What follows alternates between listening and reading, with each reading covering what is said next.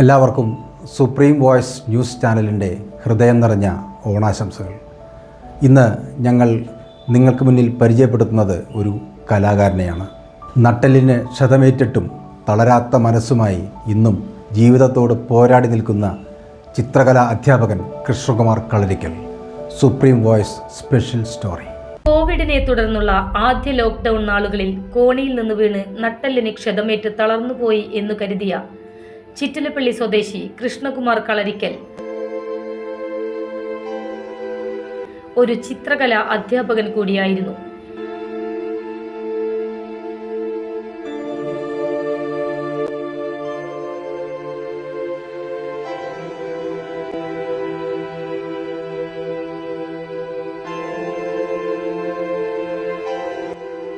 എന്നാൽ രോഗശയ്യയിൽ കിടക്കാൻ കൃഷ്ണകുമാർ തയ്യാറല്ലായിരുന്നു.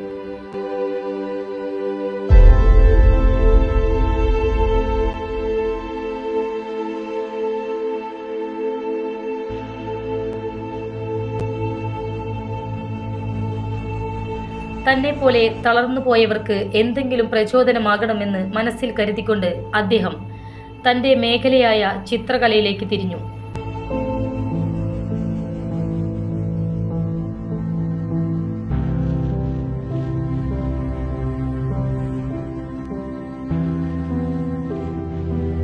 വീട്ടിൽ ചിത്രകല അഭ്യസിപ്പിക്കാൻ ആരംഭിച്ചു.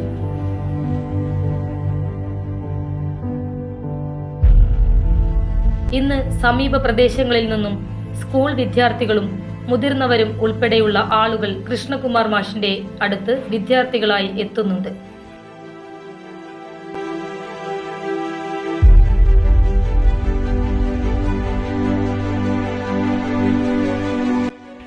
ചെറുപ്പം മുതൽ ചിത്രകലയിൽ കഴിവുകളുണ്ടായിരുന്ന അദ്ദേഹം സ്കൂൾ വിദ്യാഭ്യാസത്തിനു ശേഷം തൃശൂർ ഫൈൻ ആർട്സ് കോളേജിൽ ചേർന്നെങ്കിലും പഠനം പൂർത്തിയാക്കാൻ സാധിച്ചില്ല.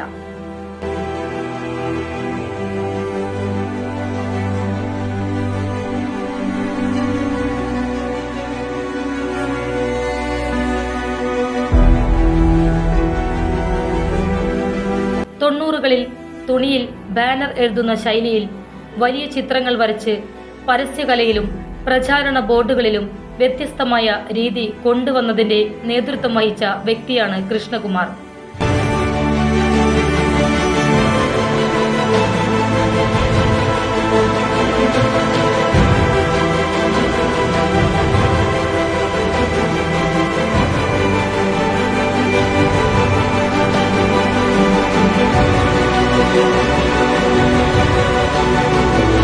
അക്കാലത്ത് തൃശൂരിൽ നടന്ന പല മഹാസമ്മേളനങ്ങളിലും കൃഷ്ണകുമാർ വരച്ച പ്രചാരണ ബോർഡുകൾ പുതിയ ട്രെൻഡിന് തന്നെ തുടക്കം കുറിച്ചിരുന്നു.